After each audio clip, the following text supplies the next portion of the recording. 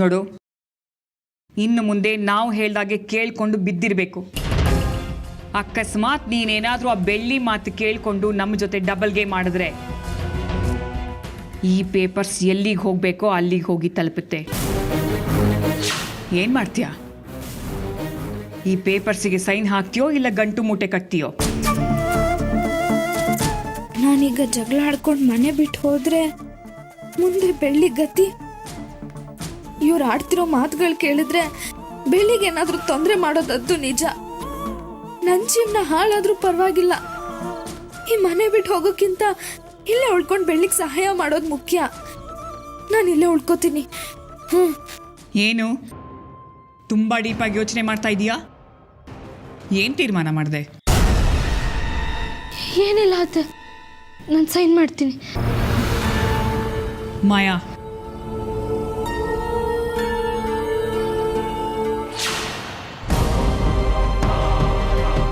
ಭೈರ,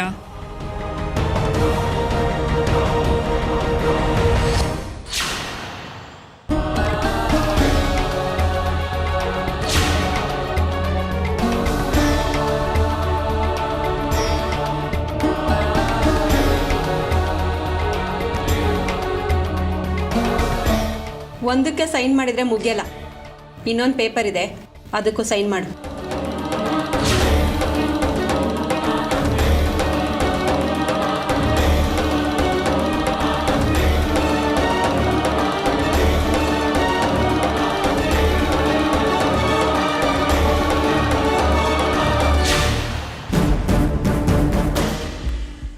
ಇನ್ನು ಮುಂದೆ ಮನೇಲಿ ಇದ್ರೂ ಇಲ್ದಾಗ ಬಿದ್ದಿರಬೇಕು.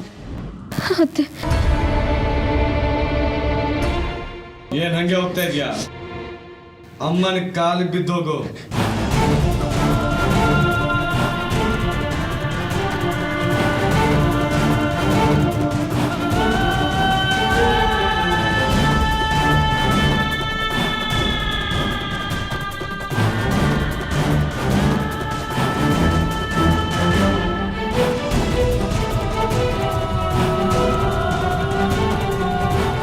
ಮಕ್ಕಳೇ, ಇನ್ನು ಮುಂದೆ ಇವಳ ಮೇಲೆ ಒಂದು ಕಣ್ಣಿಟ್ಟಿರಿ. ಸರಿಮ್ಮ.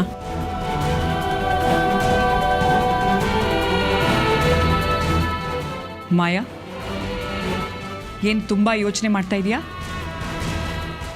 ಪೂಜೆ ಅರ್ಧಕ್ಕೆ ನಿಂತೋಯ್ತು ಅಂತನಾ? ಪೂಜೆಯಲ್ಲಿ ಅರ್ಧಕ್ಕೆ ನಿಲ್ತು ಅತ್ತೆ. ಮುತ್ತು ಮಾವ ಬೆಳ್ಳಿಗೆ ಸರಿಯಾಗಿ ಪೂಜೆ ಮಾಡಿದ್ರಲ್ಲ, ಆ ಖುಷಿ ಇನ್ನೂ ಹಾಗೇ ಇದೆ. ಇನ್ಮೇಲಿಂದ ಮುತ್ತು ಮಾವ ಬೆಳ್ಳಿ ಎಣ್ಣೆ ಸೀಗೆಕಾಯಿ ಥರ ನಮ್ಮ ಬೇಳೆನ ನಾವು ಆರಾಮಾಗಿ ಬೇಯಿಸ್ಕೋಬೋದು. ಏನಂತೀರಾ?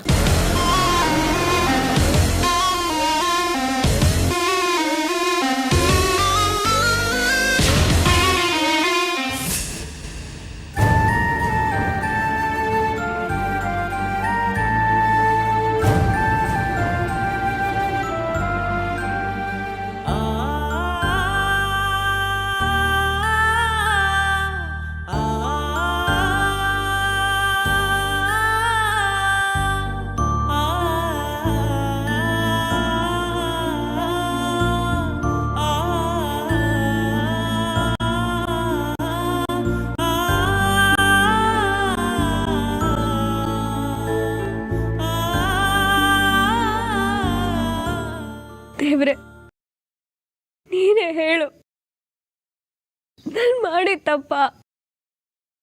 ನಾನು ಇಷ್ಟೆಲ್ಲ ಮಾಡಿದ್ದು ಮುತ್ತು ಮಾವನ್ ಒಳ್ಳೇದಕ್ಕೋಸ್ಕರ ತಾನೆ.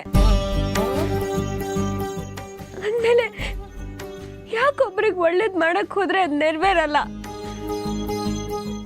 ಮೋಸದ ಆಟದಿಂದ ಈಗಾಗಲೇ ನಾವು ಚಿತ್ರಕನ್ನ ಕಳ್ಕೊಂಡಿದ್ದೀವಿ. ಬೆಳ್ಳಿಗೆ ಯಾಕೆ ಇಷ್ಟೊಂದು ತೊಂದರೆ ಕೊಡ್ತಿದ್ಯಾ ನೀನು? ಅವ್ರ ಮುಖವಾಡ ಎಲ್ಲ ಕಳ್ಚಿ ಬೀಳೋ ಹಾಗೆ ನೀನೇ ಏನಾದ್ರೂ ಮಾಡಬೇಕು. ಇದೆಲ್ಲ ಬೆಳ್ಳಿ ತನ್ನ ಸ್ವಾರ್ಥಕ್ಕೋಸ್ಕರ ಮಾಡ್ತಿಲ್ಲ ಅಂತ ಮುತ್ತು ಮಾವಂಗೆ ತಿಳಿಯೋ ಹಾಗೆ ಮಾಡಬೇಕು. ಅಲ್ಲಿರೋರೆಲ್ಲ ಮುತ್ತು ಮಾವ ಇದ್ದಾಗ ಅವ್ರ ಮುಂದೆ ಒಂಥರ ನಡ್ಕೊಳ್ತಾರೆ, ಅವ್ರು ಇಲ್ಲದೆ ಇದ್ದಾಗ ಒಂಥರ ನಡ್ಕೊಳ್ತಾರೆ. ಯಾರು ಮುತ್ತು ಮಾವನ್ ಒಳ್ಳೇದು ಬಯಸಲ್ಲ. ಆಸ್ತಿಗೋಸ್ಕರ ಮುತ್ತು ಮಾವನ ಎಲ್ಲಿ ಸಾಯಿಸ್ಬಿಡ್ತಾರೆ ಅಂತ ಭಯ ಆಗ್ತಿದೆ ದೇವ್ರೆ. ನಾನು ಬೆಳ್ಳಿ ಎಷ್ಟು ಅನ್ಯೋನ್ಯವಾಗಿದ್ವಿ, ಎಲ್ಲಿ ಈ ವಿಷಯದಿಂದ ಬೆಳ್ಳಿಗೆ ನೋವಾಗ್ಬಿಡುತ್ತೋ ಅಂತ ನನಗೆ ಭಯ ಆಗ್ತಿದೆ ದೇವ್ರೆ. ಹರಿಣಿ ಕೂಡ ಸುಳ್ಳು ಹೇಳಿದ್ಲು. ಈಗ ನಾನು ಯಾರನ್ನ ನಂಬಲಿ? ಅತ್ತೆ, ನೀಲ್ಕಂಠ, ಮಾಯ ಇವರೆಲ್ಲ ತುಂಬಾ ಭಯಂಕರ ಕ್ರೂರಿಗಳು. ಅವರು ತಮ್ಮ ಆಸೆಗೋಸ್ಕರ ಯಾರು ಕತ್ಬೇಕಾದ್ರೂ ಕುಯ್ತಾರೆ. ನನಗೆ ನನ್ನ ಬೆಳ್ಳಿ ಚೆನ್ನಾಗಿರ್ಬೇಕು ದೇವ್ರೆ. ಮುತ್ತು ಮಾವ ದೃಷ್ಟಿಲಿ ನಾನೀಗ ಬದುಕಿದ್ರು ಒಂದೇ, ಸತ್ರು ಒಂದೇ. ನನ್ನ ಮುಖ ನೋಡ್ಬೇಡ, ನನ್ನ ಮಾತಾಡ್ಸ್ಬೇಡ ಅಂತ ಬೈದ್ ಕಳಿಸ್ಬಿಟ್ರು. ಆದ್ರೆ ನಾನು ಜೀವಂತವಾಗಿರೋದೇ ಮುತ್ತು ಮಾವಂಗೋಸ್ಕರ ಅಂತ ಇನ್ನೂ ಅವ್ರಿಗೆ ಗೊತ್ತಾಗ್ತಿಲ್ಲ. ನಾನೀಗ ಏನ್ ಮಾಡ್ಲಿ? ಎಲ್ಲಾದ್ರೂ ಕಣ್ಮರೆಯಾಗಿ ಹೊಟ್ಟೋಗ್ಲಾ? ಈ ಸಮಯದಲ್ಲಿ ಬೆಳ್ಳಿ ಸ್ವಲ್ಪ ಸಮಾಧಾನವಾಗೇ ಇರಬೇಕು. ಈ ವಿಷಯ ಎಲ್ಲಿಗೆ ಹೋಗಿ ಮುಟ್ಟುತ್ತೋ ಅಂತ ನನಗಂತೂ ಗೊತ್ತಿಲ್ಲ. ಆದ್ರೆ ಒಂದ್ ಮಾತಂತೂ ನಿಜ, ಈ ವಿಷಯದಿಂದ ಬೆಳ್ಳಿ ಮನಸ್ಸು ಒಡೆದು ಕನ್ನಡಿಯಾಗಿ ಚೂರ್ ಚೂರಾಗಿರುತ್ತೆ. ನನ್ ಬೆಳ್ಳಿಗೆ ನ್ಯಾಯ ಸಿಗುತ್ತಾ? ಏನೇ ಆಗ್ಲಿ ನನಗೆ ನ್ಯಾಯ ಸಿಗ್ಲೇಬೇಕು. ನ್ಯಾಯ ಸಿಗೋವರೆಗೂ ನಾನು ಈ ದೇವಸ್ಥಾನದಲ್ಲೇ ಪ್ರಾಣ ಬಿಟ್ಟರು ಪರವಾಗಿಲ್ಲ. ನಾನು ಇಲ್ಲಿಂದ ಎಲ್ಲಿಗೂ ಹೋಗಲ್ಲ. ಹೌದು, ಲಾಯರ್ ಏನಕ್ಕೆ ಹಂಗೆ ಮಾತಾಡಿದ್ರು? ಅವ್ರಿಗೆ ಯಾರ ಮೇಲೆ ಅಷ್ಟೊಂದು ಭಯ ಇದೆ ಅನ್ನೋದು ಗೊತ್ತಾಗ್ತಿಲ್ಲ. ತಿಳ್ಕೊತೀನಿ, ಖಂಡಿತ ತಿಳ್ಕೊತೀನಿ.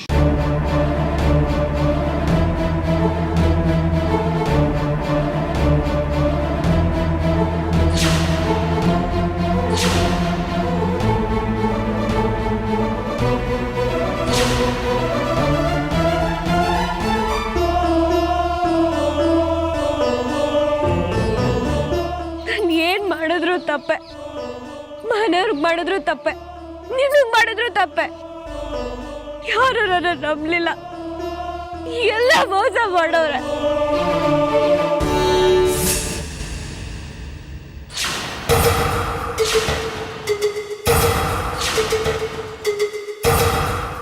ಬೆಳ್ಳಿಗೆ ಪ್ರಪಂಚದ ಜ್ಞಾನನೇ ಇಲ್ಲ ಅಂತ ಅಂದ್ಕೊಂಡಿದ್ವಿ. ಆದರೆ ಒಂದೇ ದಿನದಲ್ಲಿ ಲಾಯರ್ ಆಫೀಸ್ ತನಕ ಹೋಗಿ ಬಂದಿದ್ದಾಳೆ ಅಂದರೆ ನಂಬಕ್ಕಾಗತ್ತಾ? ಬೆಳ್ಳಿ ಬಗ್ಗೆ ಒಂದು ಮಾತು ಹೇಳ್ತೀನಿ ಕೇಳು. ಸ್ವಿಚ್ ಹಾಕಿದ್ರೇ ಲೈಟ್ ಹತ್ಕೊಳ್ಳೋದು.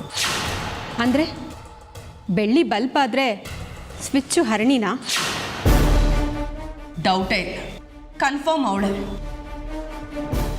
ಹೇಳ್ದೆ ಕೇಳ್ದೆ ಬೆಳ್ಳಿ ಪಕ್ಕದ ಬೀದಿಗೂ ಹೋಗಲ್ಲ, ಅಂಥದ್ರಲ್ಲಿ ಲಾಯರ್ ಆಫೀಸರ್ಗೂ ಹೋಗ್ತಾಳಾ? ಇದೆಲ್ಲ ಬೆಳ್ಳಿ ಹಿಂದೆ ಹರಣಿ ನಿಂತ್ಕೊಂಡು ಮಾಡಿಸ್ತಾ ಇರೋಂಥ ಕೆಲಸ. ಸೈನ್ ಮಾಡಿಸ್ಕೊಂಡಿದ್ದೀವಿ ಅಂತ ಸುಮ್ಮನೆ ಇದ್ರೆ ನಿಂತಲ್ಲೇ ಹೂತಾಕ್ಬಿಡ್ತಾಳೆ. ಅವಳ ಬಗ್ಗೆ ತುಂಬ ಹುಷಾರಾಗಿರ್ಬೇಕು. ಭೈರ, ಇನ್ಮೇಲೆ ಅವಳನ್ನ ಕಂಟ್ರೋಲಲ್ಲಿ ಇಡೋದು ನಿನ್ನ ಜವಾಬ್ದಾರಿ. ತಲೆನೇ ಕೆಡಿಸ್ಕೋಬೇಡ. ಅವಳನ್ನ ಕಿರು ಬೆರಳಲ್ಲಿ ಹೇಗೆ ಆಡಿಸ್ತೀನಿ ಅಂತ ನೋಡ್ತಿರು. ಇನ್ಮೇಲೆ ಬೆಳ್ಳಿನೇ ಬೇರೆ, ಹರಿಣಿನೇ ಬೇರೆ. ಈ ಜನ್ಮದಲ್ಲಿ ಆ ಬೆಳ್ಳಿ ನಮ್ಮ ತಂಟೆಗೆ ಬರಬಾರ್ದು. ಬೆಳ್ಳಿ ಹರಣಿ ಒಟ್ಟಿಗೆ ಸೇರೋದಿರಲಿ, ಜೊತೆಲಿ ನಿಂತ್ಕೊಂಡು ಮಾತು ಆಡಬಾರ್ದು. ಹಾಗೆ ನೋಡ್ಕೋಬೇಕು ಭೈರ.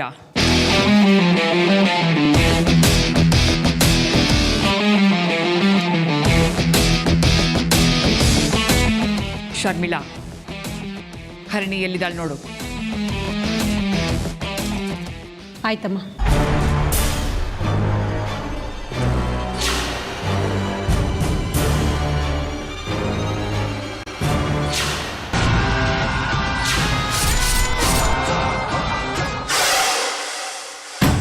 ಹಲೋ, ಯಾರು? ಅದು ಅರಣಿ ಅಜ್ಜಿಗೆ ಹುಷಾರಿಲ್ಲ. ಮಮತಾ, ಹೇಳಮ್ಮ, ಏನು ವಿಷಯ? ಬೈರನ್ ಫೋನು ನನ್ನ ಹತ್ರ ಇದೆ. ನೀವು ಏನೂ ಅನ್ಕೊಳ್ಳಲ್ಲ ಅಂದರೆ ಅರಣಿನ ಸ್ವಲ್ಪ ದಿನದ ಮಟ್ಟಿಗೆ ನಮ್ಮ ಮನೆ ಕಳಿಸ್ಕೊಡಕ್ಕಾಗತ್ತಾ?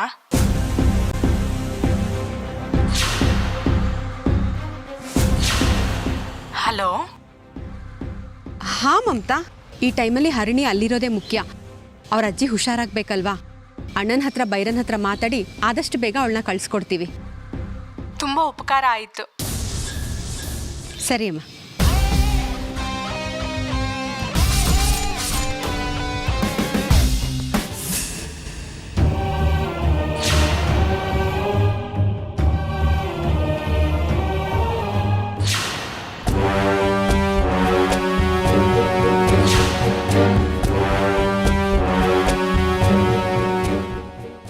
ಹೋಗಬಾರ್ದಿರೋರ ಬಗ್ಗೆ ಎಲ್ಲ ಯೋಚನೆ ಮಾಡಿ ಅಳೋದ್ರಿಂದ ಯಾವ ಪ್ರಯೋಜನವೂ ಇಲ್ಲ. ಸುಮ್ಮನೆ ಯಾಕೆ ಅಳ್ತಿದ್ಯಾ? ನನ್ನನ್ನು ನೋಡಿನೂ ಯಾವ ಪ್ರಯೋಜನವೂ ಇಲ್ಲ. ಮಮತಾ ಫೋನ್ ಮಾಡಿದ್ಲು, ನಿಮ್ಮ ಅಜ್ಜಿಗೆ ಹುಷಾರಿಲ್ವಂತೆ. ನೀನು ಹ್ಞೂ ಅಂದರೆ ಡ್ರೈವರ್ಗೆ ಹೇಳ್ತೀನಿ, ಕರ್ಕೊಂಡು ಹೋಗಿ ಬಿಟ್ಟು ಬರ್ತಾನೆ. ನನಗೆ ಹೇಗೆ ಹೋಗಬೇಕು ಅಂತ ಚೆನ್ನಾಗಿ ಗೊತ್ತು. ನಿಮ್ಮಿಂದ ಕಲಿಯೋ ಅವಶ್ಯಕತೆ ನನಗಿಲ್ಲ.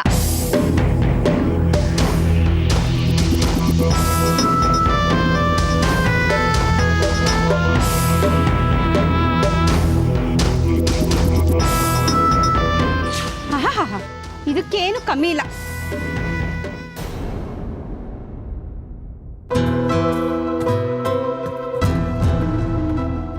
ಮಮತಾ ಫೋನ್ ಮಾಡಿದ್ಲು ಅಂತ ಅವ್ರು ಹೇಳಿದ್ರು. ನಾನೇ ಇನ್ನೂ ಫೋನ್ ಮಾಡಿಲ್ಲ. ಹಲೋ ಮಮತಾ, ನೀನು ಫೋನ್ ಮಾಡಿದ್ದಕ್ಕೆ ತುಂಬ ಸಹಾಯ ಆಯಿತು. ನೀನು ಈ ಋಣನ ನಾನು ಯಾವತ್ತೂ ಮರೆಯಲ್ಲ ಕಣೆ. ಇದ್ರಲ್ಲಿ ಏನಿದೆ ಅರಣಿ? ಹೌದು, ನಿನ್ ವಾಯ್ಸ್ ಯಾಕೆ ಒಂಥರ ಇದೆಯಲ್ಲ? ಮನೇಲಿ ಏನಾರು ಗಲಾಟೆನಾ? ನಮ್ಮಂಥ ಹೆಣ್ಮಕ್ಳಿಗೆ ತೊಂದರೆಗಳು ಮೇಲಿಗೆ ಬರ್ತಾನೆ ಇರುತ್ತೆ. ಆದರೆ ಅದನ್ನೆಲ್ಲ ಎದುರಿಸಿ ಬಾಳ್ವೆ ಮಾಡೋದೇ ತುಂಬ ಕಷ್ಟ. ಏನಾಯ್ತು ಅಂತ ಸರಿಯಾಗಿ ಹೇಳ್ತೀಯಾ ಹರಿಣಿ? ಪೂರ್ತಿ ವಿಚಾರನ ಫೋನಲ್ಲಿ ತಿಳ್ಸಕ್ಕಾಗಲ್ಲ. ಯಾವುದೋ ಒಂದು ವಿಷಯಕ್ಕೆ ಮಾತಿಗೆ ಮಾತು ಬೆಳೆದು ಬೆಳ್ಳಿ ಮನೆ ಬಿಟ್ಟು ಹೋಗಿದ್ದಾಳೆ. ಅವಳು ಸಿಗೋವರೆಗೂ ನನಗೆ ಫೋನ್ ಮಾಡಲ್ಲ. ಹಲೋ ಹರಿಣಿ, ಬೆಳ್ಳಿ ಎಲ್ಲಿದ್ಯಾ? ಏನು ಮಾಡ್ತಿದ್ಯಾ? ಒಂದು ಗೊತ್ತಾಗ್ತಿಲ್ಲ. ಇದಕ್ಕೆಲ್ಲದಕ್ಕೂ ಕಾರಣ ಆ ಲಾಯರ್. ಫಸ್ಟ್ ಅವ್ರನ್ನ ಭೇಟಿ ಮಾಡಿ ಏನು ವಿಷಯ ಅಂತ ತಿಳ್ಕೊತೀನಿ, ಆಮೇಲೆ ಬೆಳ್ಳಿಗೆ ಸಮಾಧಾನ ಮಾಡ್ತೀನಿ. ಸರ್, ಲಾಯರ್ ಸರ್ನ ನೋಡಬೇಕಿತ್ತು. ಏನು ವಿಷಯ ಹೇಳಿ? ಸರ್, ಇದೊಂದು ಹೆಣ್ಮಗ್ಳ ಜೀವನದ ಪ್ರಶ್ನೆ. ದಯವಿಟ್ಟು ಅವ್ರ ಹತ್ರನೇ ಮಾತಾಡೋದಕ್ಕೆ ಅವಕಾಶ ಮಾಡಿಕೊಡಿ ಸರ್. ಅವ್ರೀಗ ಮಾತಾಡೋ ಸ್ಥಿತಿಲಿಲ್ಲ. ಮಾತಾಡೋ ಸ್ಥಿತಿಲಿಲ್ವಾ? ಏನು ಸರ್ ಹೇಳ್ತಿದ್ದೀರಾ? ಬನ್ನಿ ತೋರಿಸ್ತೇನೆ.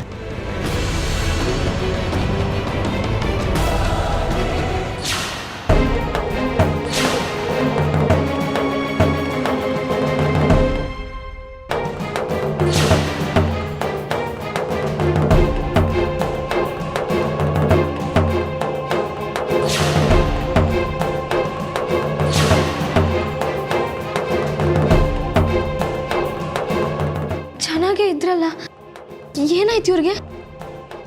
ಹೇಳ್ತೀನಿ ಬನ್ನಿ.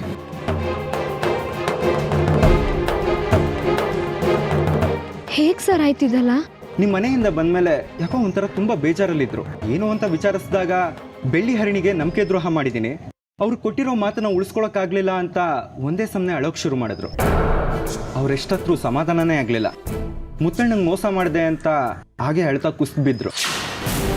ನಾವು ಗಾಬರಿಲಿ ಹಾಸ್ಪಿಟ್ಲ್ ಕರ್ಕೊಂಡೋದ್ವಿ. ಅಲ್ಲಿ ನಮಗೊಂದು ಶಾಕ್ ಆದಿತ್ತು. ಡಾಕ್ಟ್ರು ಅವ್ರ ನರ್ವಸ್ ಸಿಸ್ಟಮ್ ಡ್ಯಾಮೇಜ್ ಆಗಿದೆ ಅಂತ ಹೇಳಿದ್ರು. ಯಾರೋ ಮಾಡಿದ ತಪ್ಪಿಗೆ ಇವ್ರ ಶಿಕ್ಷೆ ಅನುಭವಿಸೋ ಹಾಗಾಯ್ತು.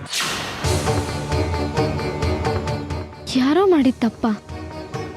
ಈ ವಿಷಯದಲ್ಲಿ ಇನ್ನೂ ಯಾರೋ ಇದ್ದಾರೆ ಅಂತ ಅನಿಸ್ತಿದೆ. ಯಾರು ಸರ್ ಅದು? ಮುತ್ತಣ್ಣ ಅವ್ರ ಸೋದ್ರ ಮಾವ ನೀಲ್ಕಂಠ. ಆ ವ್ಯಕ್ತಿ ನಮ್ಮ ಮನೆಗೆ ಬಂದು ಬೆಳ್ಳಿ ವಿರುದ್ಧವಾಗಿ ಮಾತಾಡಿದ್ರೆ ಸರಿ, ಇಲ್ಲ ನಿಮ್ಮನ್ನೆಲ್ಲ ಕೊಂದಾಗ್ತೀವಿ ಅಂತ ನಮ್ಮನ್ನೆಲ್ಲ ಹೆದರ್ಸ್ತಾ. ಅಪ್ಪ ಅವ್ರ ಬೆದರಿಕೆಗೆದ್ರಿ ಬೆಳ್ಳಿ ಅವ್ರ ವಿರುದ್ಧ ಮಾತಾಡ್ಬೇಕಾಗಿ ಬಂತು. ದಯವಿಟ್ಟು ನಮ್ಮನ್ನ ಕ್ಷಮಿಸಿ. ಪಾಪಿ ನೀಲ್ಕಂಠ ಇಲ್ಲಿಗೂ ಬಂದು ಇಂಥ ದುರಂತ ಮಾಡಿದ್ದಾನೆ ಅಂತಂದ್ರೆ ನಂಬಕ್ಕೆ ಆಗ್ತಿಲ್ಲ ಸರ್. ಯಾರೋ ಮಾಡಿದ ತಪ್ಪಿಗೆ ಪಾಪ ಇವ್ರ ಕಷ್ಟ ಅನುಭವಿಸ್ತಿದ್ದಾರೆ. ಆ ದೇವ್ರು ಇವನ್ನ ಸುಮ್ಮನೆ ಬಿಡೋದಿಲ್ಲ. ಅವನಿಗೆ ಸರಿಯಾದ ಪಾಠ ಕಲಿಸ್ತಾನೆ. ನೀವು ತಲೆ ಕೆಡಿಸ್ಕೋಬೇಡಿ ಸರ್. ಈ ಡಾಕ್ಯುಮೆಂಟ್ಸ್ ವಿಚಾರವಾಗಿ ನನಗೆ ಸರ್ ಮೇಲೆ ಯಾವುದೇ ಥರದ ಕೋಪ ಇಲ್ಲ. ಸರ್ ಆದಷ್ಟು ಬೇಗ ಗುಣ ಆಗಲಿ ಅಂತ ಆ ದೇವರಲ್ಲಿ ಕೇಳ್ಕೊತೀನಿ. ಈ ವಿಚಾರನ ಸರ್ಗೆ ತಿಳಿಸಿ, ಇದರಿಂದ ಅವ್ರ ಮನಸ್ಸಿನ ಭಾರ ಕಮ್ಮಿ ಆದರೂ ಆಗ್ಬೋದು ಸರ್. ನಾನೇನು ಬರ್ತೀನಿ ಸರ್.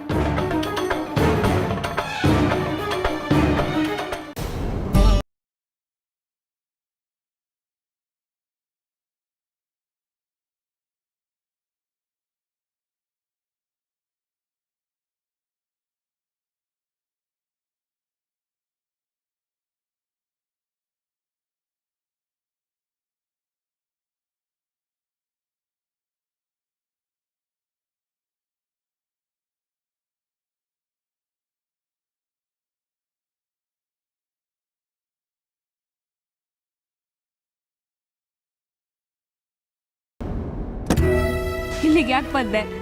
ನಾನು ಇನ್ನ ಸತ್ತಿದ್ದೀನೋ ಬದುಕಿದ್ದೀನೋ ಅಂತ ನೋಡಕ್ ಬಂದ್ಯಾ? ಸದ್ಯದಲ್ಲೇ ಎಲ್ಲರೂ ಬಿಟ್ಟು ದೂರ ಹೋಗ್ತೀರಲ್ಲ, ಆಗ ನೋಡಿವಂತೆ. ಈಗ ಹೋಗು ಇಲ್ಲಿಂದ. ಹುಚ್ಚಿ ಥರ ಮಾತಾಡ್ಬೇಡ್ವೆ. ಅಲ್ಲಿ ನಡೆದಿದ್ದೆ ಒಂದು, ನೀನು ಅರ್ಥ ಮಾಡ್ಕೊಂಡಿರೋದೇ ಇನ್ನೊಂದು, ಗೊತ್ತಾ? ಹೌದು, ಅಲ್ಲಿ ಎಲ್ರೂ ಮುಂದೆ ನನಗೆ ಅವಮಾನ ಮಾಡಿಬಿಟ್ಟು ಈಗ ನಾನು ಒಬ್ಬಳೇ ಇದ್ದಾಗ ನನಗೆ ಸಮಾಧಾನ ಮಾಡಕ್ ಬಂದಿದ್ಯಾ? ನೀನು ಬದಲಾಗ್ಬಿಟ್ಟೆ ಹರಣಿ. ನಿನಗೂ ಆಸ್ತಿನಲ್ಲಿ ಪಾಲ್ಬೇಕು ಅಲ್ವಾ? ದುಡ್ಡು ಮುಖ್ಯ ಅಂತ ಗೊತ್ತಿತ್ತು, ಆದ್ರೆ ಇಷ್ಟೊಂದು ಮುಖ್ಯ ಅಂತ ಗೊತ್ತಿರ್ಲಿಲ್ಲ. ನೀನೀಗೇನು ಹೇಳಿದ್ರು ನಾನು ಕೇಳಿಸ್ಕೊತೀನಿ. ಯಾಕೆ ಹೇಳು? ನೀನಿರೋ ಪರಿಸ್ಥಿತಿ ಅಂಥದ್ದು. ಆದರೆ ನಾನು ಹೇಳೋ ವಿಷಯನ 2 ನಿಮಿಷ ಗಮನ ಇಟ್ಟು ಕೇಳಿಸ್ಕೊ, ಆಗೆಲ್ಲ ನಿನಗೆ ಅರ್ಥ ಆಗುತ್ತೆ. ಲಾಯರ್ ಏನಕ್ಕೆ ಸುಳ್ಳು ಹೇಳಿದ್ರು ಗೊತ್ತಾ?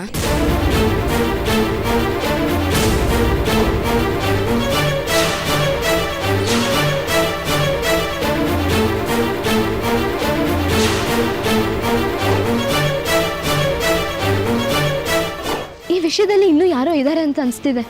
ಯಾರು ಸರ್ ಅದು? ಮುತ್ತಣ್ಣ ಅವ್ರ ಸೋದ್ರ ಮಾವ ನೀಲ್ಕಂಠ. ಇದೆಲ್ಲ ಆ ನೀಲ್ಕಂಠ ಮಾಡ್ತಿರೋ ಮಸ್ಲತ್ತು. ನನಗೆ ಈ ವಿಚಾರ ಇವತ್ತೇ ಗೊತ್ತಾಗಿದ್ದು. ನೀನು ಮನೆ ಬಿಟ್ಟು ಬಂದಾದ್ಮೇಲೆ ಒಂದು ವಿಷಯ ನಡೀತು. ಡೈವರ್ಸ್ ಪೇಪರ್ ಇಟ್ಟು ನಿನಗೆ ಬೆಳ್ಳಿ ಬೇಕಾ ಅಥವಾ ನಿನ್ನ ಮಾಂಗಲ್ಯ ಬೇಕಾ ಅಂತ ಕೇಳಿದ್ರು. ನಾನೇನು ಹೇಳಿದೆ ಗೊತ್ತಾ? ಡೈವರ್ಸ್ ಪೇಪರ್ಗೆ ಸೈನ್ ಹಾಕಿ ನನಗೆ ನೀನೇ ಮುಖ್ಯ ಅಂತ ಹೇಳಿ ಬಂದ್ಬಿಟ್ಟೆ.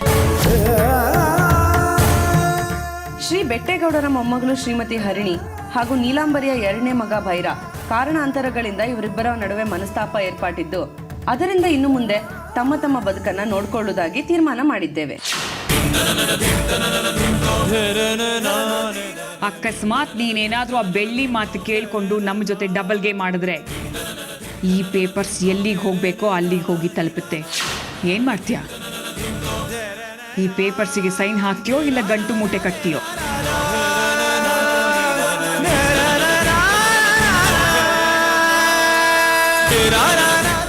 ನಿನ್ನ ಮಾಂಗಲ್ಯದ ಮುಂದೆ ನನ್ನ ನಡೆಸ್ಕೊಂಡಿದ್ಯಲ್ಲ ಹರಿಣಿ, ಅನ್ಯಾಯವಾಗಿ ನಿನ್ನ ತಪ್ಪು ತಿಳ್ಕೊಂಡಿದ್ದೆ. ನನಗೆ ಕ್ಷಮಿಸ್ಬಿಡು. ಪರಿಸ್ಥಿತಿ ಹಾಗೆ ಇರುತ್ತೆ ಬೆಳ್ಳಿ. ಕಷ್ಟಗಳು ನಾವು ಅಂದ್ಕೊಂಡಿದ್ದಕ್ಕಿಂತ ವಿಚಿತ್ರವಾಗಿರುತ್ತೆ. ನರ್ಕನ ದಾಟಿ ಮುಂದೆ ಬಂದ್ರೇ ನಮಗೆ ಸ್ವರ್ಗ ಸಿಗೋದು. ಅಲ್ಲಿವರೆಗೂ ನಾವು ಸ್ವಲ್ಪ ತಾಳ್ಮೆಯಿಂದ ಕಾಯ್ಬೇಕಷ್ಟೆ. ನನಗೋಸ್ಕರ ನಿನ್ನ ಮಗುನ ಕಳ್ಕೊಂಡೆ, ಎಲ್ರ ಮುಂದೆ ಅವಮಾನ ಮಾಡಿಸ್ಕೊಂಡೆ.